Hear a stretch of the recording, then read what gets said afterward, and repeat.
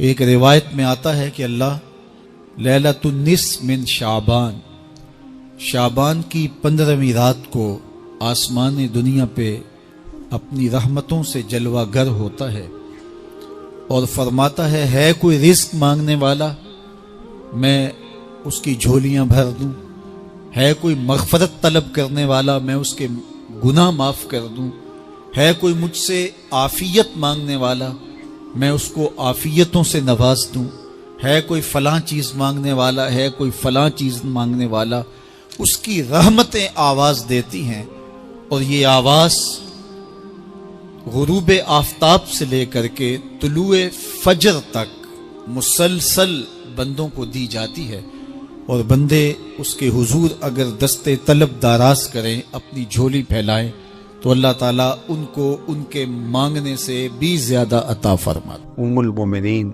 سیدہ عائشہ رضی اللہ تعالی عنہا فرماتی ہیں کہ حضور علیہ السلام کو رمضان المبارک کے بعد سب سے زیادہ روزے شعبان المعظم میں رکھتے ہوئے دیکھا ہے۔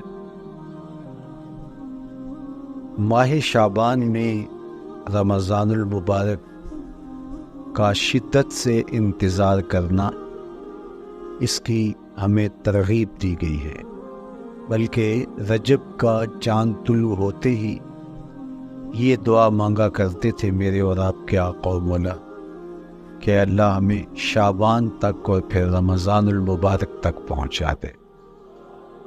اس مہینے کا آنے والے موسم نور کا استقبال کرنا، اس کے شوق میں بے تابیوں کا اظہار کرنا، یہ اللہ جل شانہ کے ساتھ محبت کی علامت ہے۔ شعبان المعظم کے دن گن گن کے گزارے جائیں کہ اتنے دن رہ گئے ہیں رمضان المبارک میں، اب اتنے دن رہ گئے ہیں رمضان المبارک میں۔ انسانی ذہن میں یہ سوال پیدا ہو سکتا ہے کہ متعینہ وقت پر تو اس مہینے نے آنا ہی ہے، اور اگر زندگی موجود رہی تو اس کو پا ہی لیں گے، تو اس شدت سے انتظار کرنے کا کیا مطلب؟ تو اس کا جواب یہ ہے، بیرون ملک سے کسی کے بزرگ نے، والد نے یا کسی کے بیٹے نے آنا ہو تو وہ 2 ماہ قبل ہی آنکھیں فرش را کیے ہوتے ہیں اور گن گن کے دن گزار رہے ہوتے ہیں، اور جو ہی لمحے قریب آتے ہیں تو پھر گھڑیاں اور ساعتیں بھی گنی جاتی ہیں، بار بار گھڑی دیکھتے ہیں، ابھی تک پہنچے نہیں، جبکہ یہ طے ہے کہ 5:02 پہ فلائٹ اترے گی۔ تو بار بار گھڑی دیکھنے کا مطلب لاہور سے 2 گھنٹے یہاں گجرانوالہ میں پہنچتے ہوئے لگیں گے، لیکن ہر 10 منٹ کے بعد کہ ذرا پتہ کرو کہاں تک پہنچے ہیں۔ کیا مطلب اس کا؟ مطلب اس کا یہ ہے کہ جب سینے میں کسی کا انتظار رکھا ہوا ہو تو پھر بے تابیاں، بے چینیاں، اضطراب موجود ہوتا ہے۔ ہم دنیا کے لوگوں کے ساتھ جو ربط و رشتہ رکھتے ہیں اس کے مطابق ان کا انتظار ہوتا ہے۔ کچھ آنے والے ایسے بھی ہوتے ہیں جنہوں نے ہمیں بتایا ہوتا ہے کہ فلاں دن ہم پہنچیں گے، اور وہ دروازے پہ دستک دے رہے ہوتے ہیں اور ہم سو کے اٹھ رہے ہوتے ہیں، اور اچانک جب پتہ چلتا ہے کہ فلاں باہر دروازے پہ دستک دے رہے ہیں تو ہم استقبال تو کر رہے ہوتے ہیں، لیکن ہمارے ذہن میں یہ بھی ہوتا ہے وہ میں بھول گیا، تو اب تو یہ کام بھی میرے ذمہ ہے، تو مجھے یاد آ گیا ہوتا۔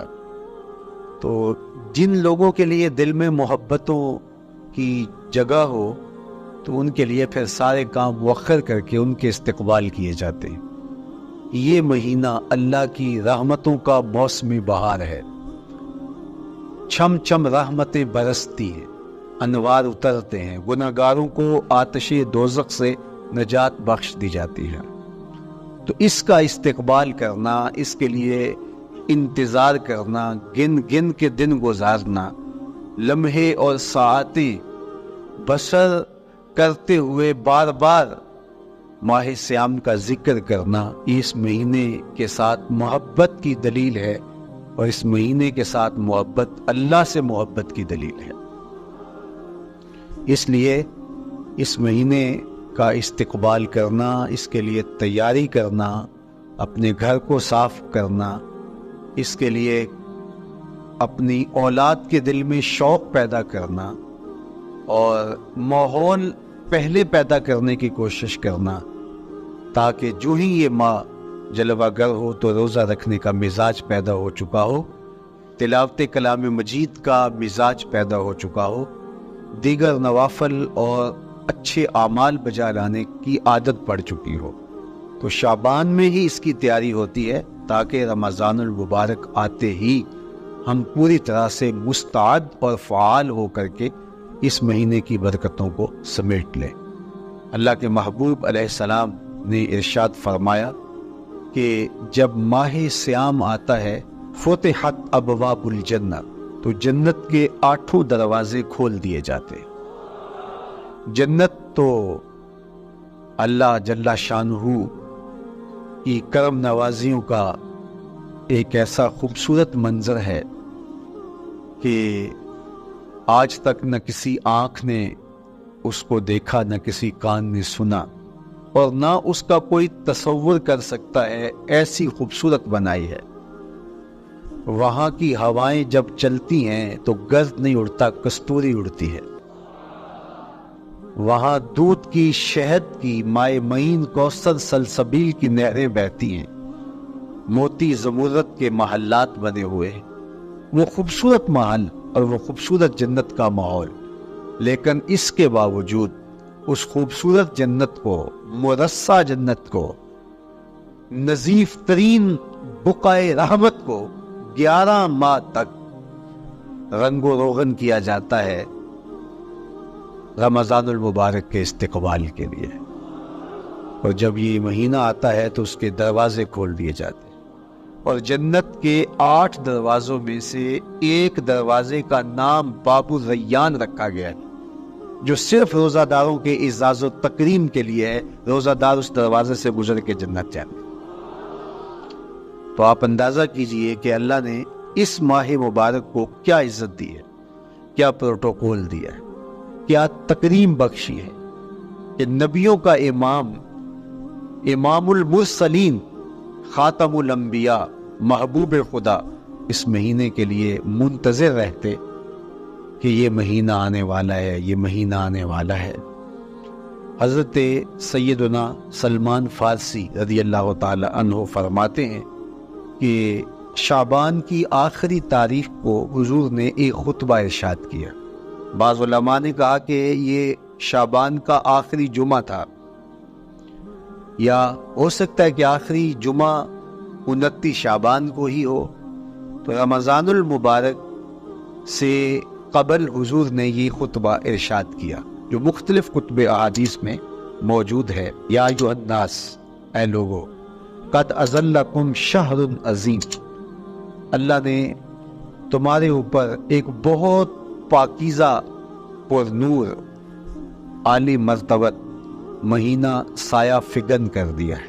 شہر فیہ لیلۃ خیر من 1000 شہر، اس مہینے میں ایک ایسی رات ہے جو 1000 مہینے سے بہتر ہے۔ جعل اللہ صیامہ فریدہ وقیام لیلۃ تطوع، اس مہینے کے دن کے روزے فرض قرار دیے گئے اور راتوں کا قیام نفل بنایا گیا۔ تراویح کی صورت کے اندر راتوں کے قیام کا ماحول پیدا ہوتا ہے، صلاۃ اللیل پڑھی جاتی ہے، نوافل پڑھے جاتے ہیں کثرت کے ساتھ۔ یہ اس مہینے کی شانیں ہیں، یہ اس مہینے کی رونقیں ہیں۔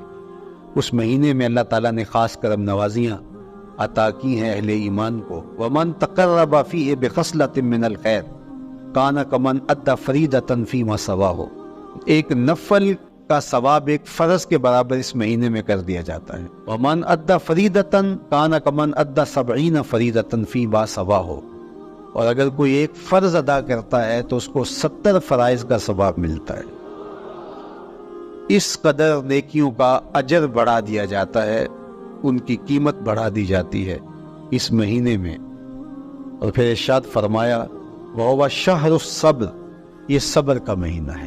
ہونے کے باوجود بھی انسان تناول نہیں کرتا، ٹھنڈا میٹھا مشروب میسر ہے اور زبان کانٹا بن گئی، حلق خشک ہو گیا، لیکن اس کے باوجود بھی ایک گھونٹ حلق سے نیچے اتارنے کا روادار نہیں ہوتا۔ وضو کرتے بھی احتیاط کرتا ہے کوئی قطرہ آب حلق سے نیچے نہ ٹپک جائے۔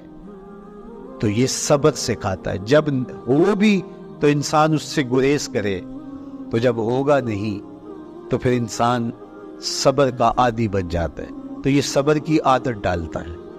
یہ شہر الصبر ہے۔ پھر فرمایا والصبر ثوابہ الجنہ، اور سنو صبر کا ثواب جنت ہے۔ جو شخص صابر ہوتا ہے اس کا صلہ جنت کی صورت میں عطا کیا جائے گا۔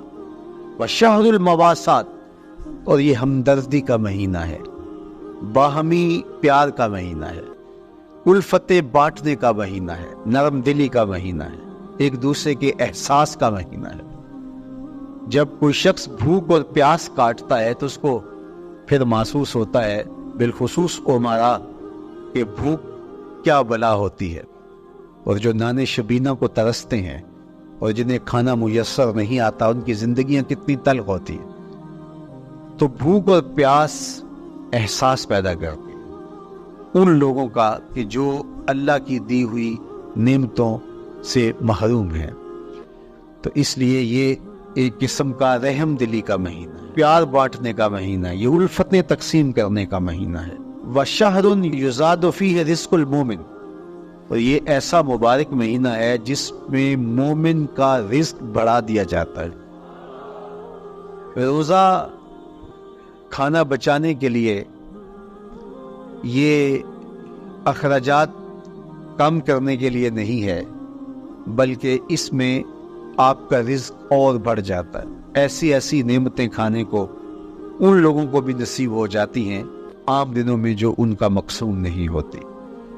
دسترخوان لگتے ہیں، افطاریاں ہوتی ہیں، سحری کے لمحات ہوتے ہیں، کوئی کسی کو ویسے کھانا کھلائے تو اس دسترخوان پہ کھانے کے لیے آنا اس کا اور رنگ ہوتا ہے۔ لیکن افطار کا دسترخوان جب بچھتا ہے اور لوگ جب اس کے اوپر آتے ہیں، امیر بھی آتے ہیں، غریب بھی آتے ہیں، تو اللہ کی دی ہوئی نعمتیں جو دسترخوان پہ پڑی ہوتی ہیں ان کو اٹھاتے ہیں، کام و دہن کی تسکین کا سامان کرتے ہیں، عزت نفس بھی مجروح نہیں ہوتی اور طرح طرح کی نعمتیں کھانا بھی دستیاب ہو جاتی ہیں۔ تو یہ ایک مہینہ ہے مواسات کا، اس میں رزق بڑھ جاتا ہے، غرباء تک بھی اللہ کی نعمتیں وہ پہنچتی ہیں جو عام دنوں میں ان کو میسر نہیں ہوتی، اور امراء بھی نعمتوں کا لطف لیتے ہیں، نعمتوں کا مزہ انہیں آتا ہے، اس لیے کہ بھوک کاٹنے کے بعد جب ان کو نعمت میسر آتی ہے تو پھر انہیں احساس ہوتا ہے۔ جو شخص ہر وقت سیراب رہتا ہے تو اس کو کیا پتا کہ شدید بھوک کے بعد کھانے کا لطف کیا ہوتا ہے۔ سخت پیاس کے بعد میٹھا اور ٹھنڈا مشروب جب رگوں کو تر کرتے ہوئے معدے تک پہنچتا ہے تو اس کی تراوت، اس کی ٹھنڈک، اس کی لذت، اس کا کیف و سرور، اس کی عذوبت اس طرح راحت بخشتی ہے۔ اسی لیے میرے اور آپ کے آقا و مولا نے ایک دوسرے مقام پہ ارشاد فرمایا للصائم فرحتان، فرحۃ عند فطرہ و فرحۃ عند لقاء ربہ، روزے دار کے لیے دو خوشیاں ہیں۔ ایک خوشی اسے تب ملتی ہے جب وہ روزہ افطار کرتا ہے، وہ لمحے مسرتوں کے ہوتے ہیں، ایک روحانی احساس ہوتا ہے، اتنا لمبا دن، اتنا سخت دن، گرمی کی شدت، مالک تیرا شکر ہے لمحہ اختتام پہنچا اور یہ اتنا لمبا دن تیرے حکم کی تعمیل کرتے ہوئے بسر ہو گیا۔ ایک تو روزہ کھولتے ہوئے وہ ایک سرشاری ہوتی ہے، وہ ایک لذت ہوتی ہے، روحانی تسکین ہوتی ہے۔ آج کل وہ افطار کے دسترخوان لگتے ہیں تو جس طرح ہمارے سارے معاملات جو ہیں وہ ملوث ہو گئے ہیں ریا سے، تصنع سے، اس طرح افطار بھی ایک فیشن کے طور پہ فروغ پا رہی ہے۔ تو اس میں امراء کو اور شخصیات کو بلایا جاتا ہے، اور ایسے لوگ کثرت کے ساتھ ہوتے ہیں جن کا روزہ بھی نہیں ہوتا، تو پھر ظاہر ہے رسمن تو اتنی دیر تک وہ کچھ نہیں اٹھا سکتے جب تک اذان کی آواز نہیں آتی، افطار کے لمحے نہیں آتے۔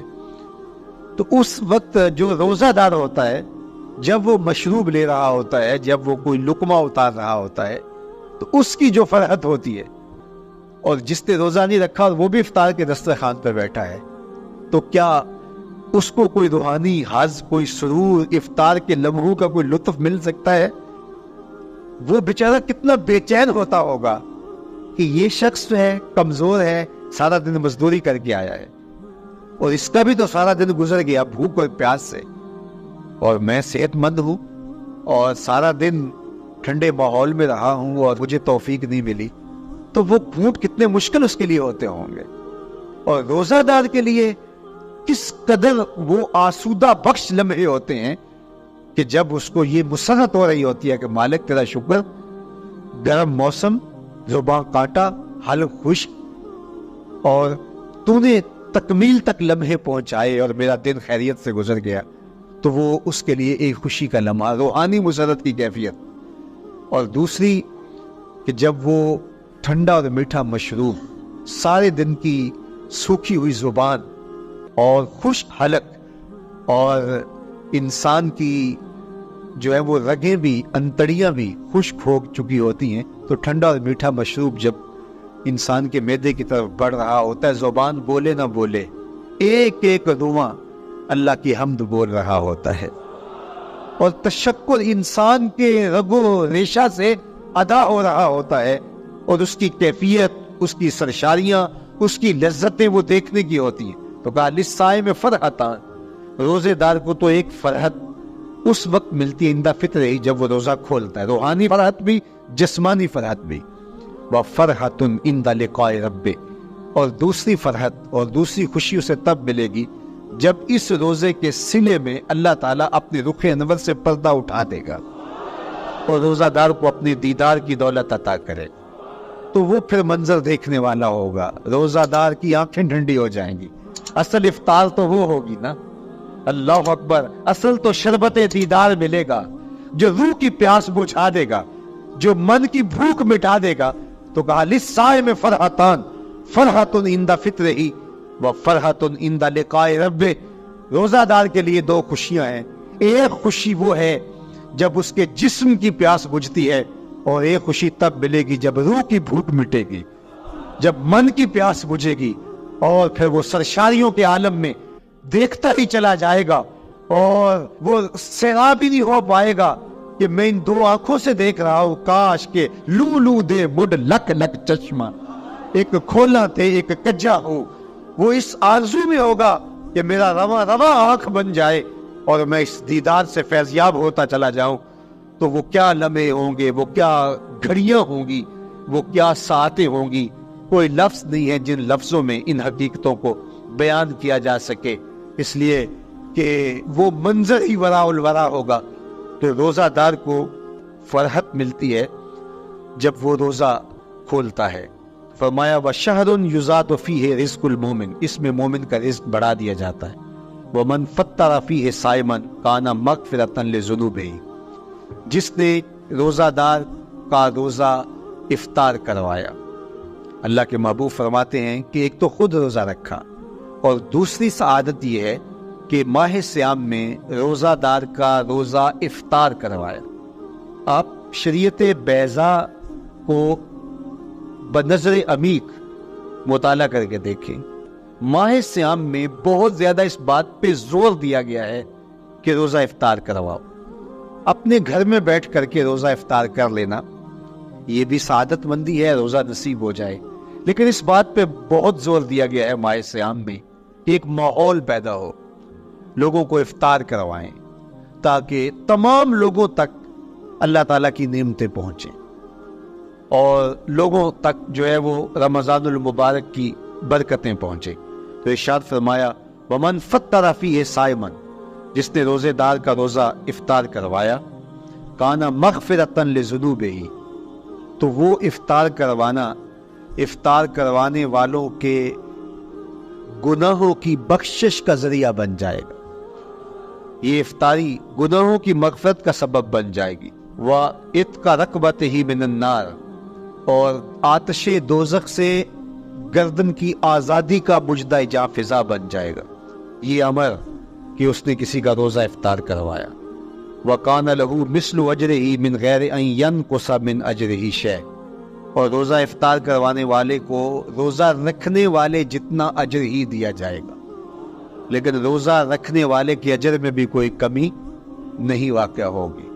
جتنا اس نے سارے دن کی بھوک اور پیاس کاٹ کر کے تکلیف اٹھا کر کے روزہ رکھا، جس نے شام کو اس کو افطار کر دیا، اتنا ہی ثواب اس کو عطا کر دیا جائے گا، اس کا اجر کم کیے بغیر۔ اللہ اکبر! یہ امت کے لیے اللہ نے کیا پیکج دیا ہے، کیا کرم نوازیاں ہیں اس امت کے لیے۔ آقا کریم نے ارشاد فرمایا، ایک شخص صبح سے لے کے ظہر تک مزدوری کرتا ہے، اس کو ایک قیراط دیا جاتا ہے، اور ایک شخص ظہر سے لے کر عصر تک مزدوری کرتا ہے، اس کو بھی ایک قیراط دیا جاتا ہے، اور ایک عصر سے لے کر مغرب تک مزدوری کرتا ہے، اس کو 2 قیراط دیے جاتے ہیں۔ فرمایا پہلی مثال یہود کی ہے، دوسری مثال نصارہ کی ہے، اور تیسری مثال میری امت کی ہے۔ یہودیوں نے اور عیسائیوں نے اس پہ اعتراض کیا کہ ہمارا اجر کیوں تھوڑا ہے، تو میرے اور آپ کے آقا و مولا نے فرمایا تمہارا تھوڑا نہیں، ہمارا زیادہ ہے۔ آج کل اگر 1000 روپیہ مزدوری چلتی ہو مزدور کی، تو کوئی شخص صبح سے شام تک ایک شخص سے مزدوری کروائے اور 1000 روپیہ دے دے، اور دوپہر کو اڈے سے جا کے ایک مزدور اور لے آئے اور شام کو اس کو بھی 1000 روپیہ دے آئے، اور ایک شخص کو عصر کے وقت لائے اس کو 2000 روپیہ دے دے، تو 1000 والا کہے کہ میرے سے زیادتی ہوئی ہے، تو اس سے زیادتی تو نہیں ہوئی، اسے تو پوری مزدوری دی گئی، اب اس پہ مہربانی ہوئی ہے، اس پہ رحمت ہوئی ہے۔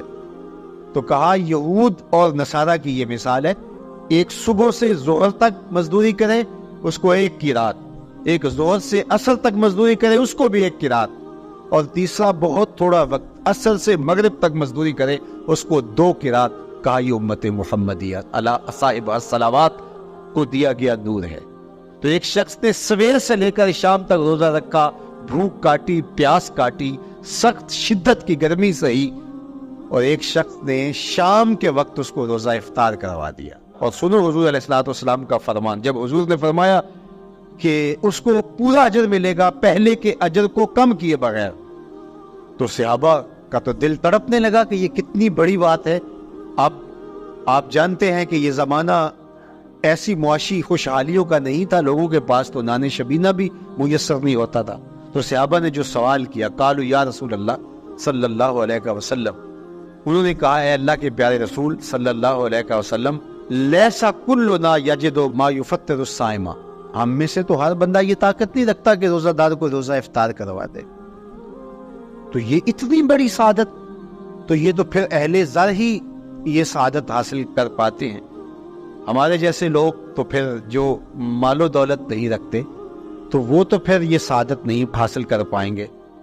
تو میرے اور آپ کے آقا و مولا نے کیا فرمایا؟ قال، حضور نے ارشاد فرمایا، یؤت اللہ ھذا الثواب، یہ ثواب اللہ اسے شخص کو بھی عطا کرے گا، من فطر صائما علی مزقۃ لبن او تمرۃ او شربۃ من ماء، فرمایا کہ یہ اجر اللہ اس کو بھی عطا کرے گا جس نے کسی کا روزہ 1 گھونٹ دودھ سے کھلوا دیا، یا 1 کھجور سے کھلوا دیا، یا پانی کے 1 گھونٹ سے اس کا روزہ افطار کروا دیا۔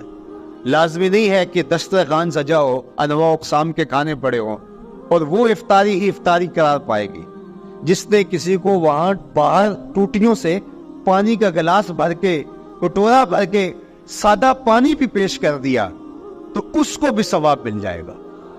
کتنا ثواب ملے گا؟ پورا روزہ رکھنے کا ثواب اس کو ملے گا۔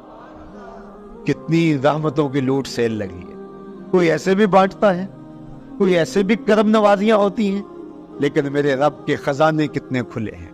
میں نے مدینہ المنورہ میں ایک شخص کو دیکھا کہ وہ روزے کے وقت وہاں سے ہی گلاس لیتا اور زمزم سے بھرتا اور روزہ داروں کے آگے رکھتا چلا جاتا، اور روزانہ اس کا یہ عمل ہوتا۔ نماز عصر کے بعد شروع ہوتا، جتنی اس کی پہنچ ہوتی ہر ایک کے آگے رکھتا چلا جاتا. پانی بھی وہاں سے لیا, گلاس بھی وہاں سے لیا. اللہ اکبر. فرمایا دودھ کا ایک گھونٹ یا پانی کا ایک گلاس یا ایک کھجور اس نے کسی کو پیش کی اور اس نے اس سے روزہ کھولا. اللہ کے محبوب فرماتے ہیں پہلے کے اجر میں بغیر کسی کمی کے اس کو پورا ثواب روزے کا نصیب ہوگا. اللہ اکبر. اب سنو, پھر حضور نے ارشاد فرمایا ومن اشبع صائمن, اور جس نے صحیح اہتمام کے ساتھ روزے دار کو اچھا کھانا کھلایا, اچھی پرتکلف افطاری دی, سقاہ اللہ من الحوض شربتا لا یظمأ حتی یدخل الجنہ, اس کو حوض کوثر سے ایسا جام ملے گا کہ اس کو کبھی پیاس نہیں ملے گی یہاں تک کہ جنت میں چلا جائے گا. اللہ اکبر. اس کو کوثر کے جام نصیب حشر کی گرمی میں. اور آپ کو معلوم ہے, علماء سے آپ نے بارہا سنا ہوگا کہ جام کوثر جس نے ایک بار پی لیا پھر 50,000 سال کے دن میں اس کو دوبارہ پیاس نہیں لگے گی. یہ جام کوثر کی خصوصیت ہے. فرمایا وَهُوَ شَهْرٌ أَوَّلُهُ رَحْمَةٌ, یہ وہ مہینہ ہے جس کے پہلے 10 دن رحمت ہے اور اس کا درمیانی عشرہ مغفرت ہے. وَآخِرُهُ عِتْقٌ مِّنَ النَّارِ, اور اس کا آخری عشرہ جو ہے وہ آتش دوزخ سے نجات کا ضامن ہے. فَاسْتَكْثِرُوا فِيهِ مِنْ 4 خِصَالٍ, کہا کہ 4 کام اس مہینے میں کثرت کے ساتھ کرو. خصلتان ترضون بہما ربکم, 2 کام تو وہ ہے جس سے تم اپنے رب کو راضی کرو گے. وخصلتان لا غنا بکم عنہما, اور 2 کام ایسے ہیں کہ ان سے بے نیاز نہیں ہو سکتے تو وہ تمہیں کرنے پڑیں گے. اما الخصلتان اللتان ترضون بہما ربکم, وہ 2 خصلتیں 2 کام جن کے ذریعے سے تم اپنے رب کو راضی کر سکو. فشہادت لا الہ الا اللہ, وہ گواہی دینا ہے لا الہ الا اللہ. وتستغفرونہ, اور تم کثرت سے استغفار کرو, اللہ سے بخشش مانگو. یہ 2 کام تم نے کرنے ہیں. وَأَمَّا الْخَصْلَتَانِ اللَّتَانِ لَا غِنَىٰ بِكُمْ عَنْهُمَا, اور وہ چیزیں جن بغیر تمہیں چارہ نہیں ہے. فَتَسْأَلُونَ الْجَنَّةَ وَتَعُوذُونَ مِنَ النَّارِ, اللہ سے جنت طلب کرو اور دوزخ سے پناہ مانگو. تو یہ 2 کام جو تمہاری ضرورت ہے تم اس مہینے میں کثرت کے ساتھ کرو. تو یہ مہینہ رحمتوں کی لوٹ سیل کا مہینہ ہے, یہ کرم نوازیوں کے امٹتے ہوئے دھارے ہیں. یہ سیل رحمت ہے جو کہ من کی سیرابی کا سبب اور ذریعہ ہے. خوش نصیب ہیں جو ماہ صیام کو خوبصورتی کے ساتھ بسر کرتے ہیں, اس کے آنے سے پہلے استقبال کرتے ہیں, گھروں میں صفائی کریں, اہتمام کریں, مساجد میں اہتمام کریں, تاکہ بچوں میں یہ شوق پیدا ہو کہ ماہ صیام آ رہا ہے. جب ہم بچے تھے تو ہمارے والدین رمضان المبارک سے قبل ہی رمضان المبارک کی تیاریاں شروع کر دیا کرتے تھے. اس وقت گھر میں شربت تیار ہوا کرتے تھے گڑ کے, اور وہ پہلے ہی مائیں گھر میں تیاری کرنا شروع کر دیا کرتی تھی. ایک شوق پیدا کرنا مقصود ہوتا ہے. تو کچھ چیزیں ایسی ہیں کہ آرڈر لکھے اور 1 سیکنڈ میں گھر پہنچ جائے, لیکن کچھ چیزیں یہ جو ہے وہ تیار کرنی چاہیے, شوق پیدا ہو. گھروں کے اندر ماؤں کو چاہیے کہ افطاری کو اہتمام کے ساتھ تیار کریں تاکہ بچوں کو شوق پیدا ہو, اور یہ ایک ماحول پیدا ہو, قرآن مجید کی تلاوت کا ماحول پیدا ہو, جاگنے سونے کے جو ہے وہ شیڈول مرتب کیے جائیں, مساجد کی آبادی کا سامان کیا جائے,